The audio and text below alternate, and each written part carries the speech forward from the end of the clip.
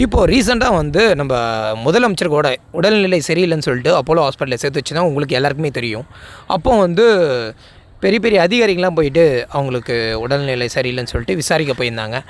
நிறைய பேர் வந்து இல்லை இந்த கூட்டணி வந்து டிஎம்கே வந்து பார்த்திங்கன்னா கூட்டணி இணைக்கிறாங்க. சீமானால் எல்லாருமே போயிருக்காங்க, ஒரு சில பேர் போயிருக்காங்க. அப்போது வந்து இந்த கூட்டணி வந்து பேசிகிட்டு இருக்காங்க. அதனுடைய கருத்து என்னென்னா?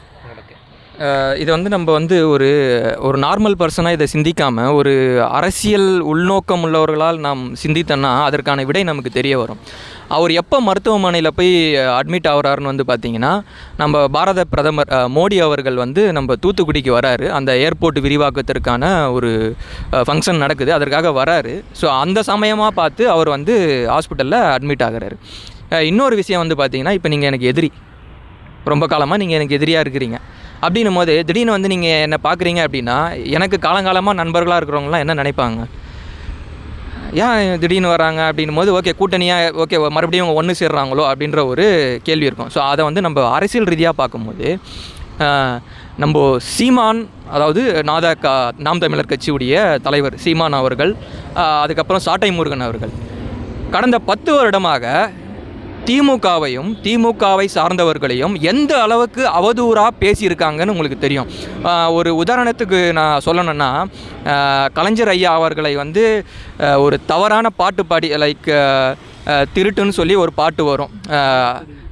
அந்த ஒரு பாட்டு அவர் வந்து ஒரு திருடர் அப்படின்ற மாதிரி ஒரு பாடலை பாடி கலைஞர் ஐயா அவர்களை வந்து ரொம்ப அவமதிச்சுலாம் அவங்க வந்து சாட்டை முருகனும் இவர் நம்ம சீமான் அவர்களும் பாட்டுலாம் பாடியிருக்காங்க.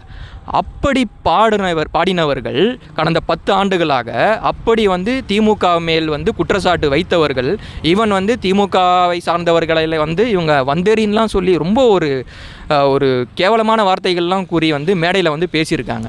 அப்படி பேசினவங்க திடீர்னு வந்து பார்க்குறாங்கன்னா, அப்போ யோசிச்சு பாருங்கள் அதுக்கு பின்னாடி என்ன அரசியல் ரீதியான காரணங்கள் இருக்கும்னு சொல்லிட்டு.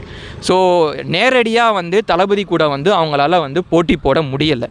அதற்காக மறைமுகமாக அவங்க வந்து ஒரு சில கூட்டணிகளை வந்து மறைமுக கூட்டணி மூலமாக நம்ம தாவேக்காவை வந்து அடிக்கிறதுக்கு அவங்க பிளான் பண்ணுறாங்க. அடிக்கிறதுக்குன்னு சொல்கிறதை விட அழிப்பதற்கு அவர்கள் திட்டம் தீட்டுகிறார்கள் மறைமுக கூட்டணி மூலமாக.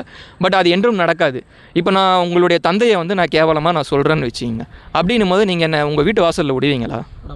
விட மாட்டீங்க. கண்டிப்பாக நீங்கள் வந்து இப்போ உங்கள் தந்தையை வந்து திட்டுறேன் அப்படிங்க உங்கள் வீட்டு வாசலில் விடுவீங்களா? விட மாட்டேண்ணா.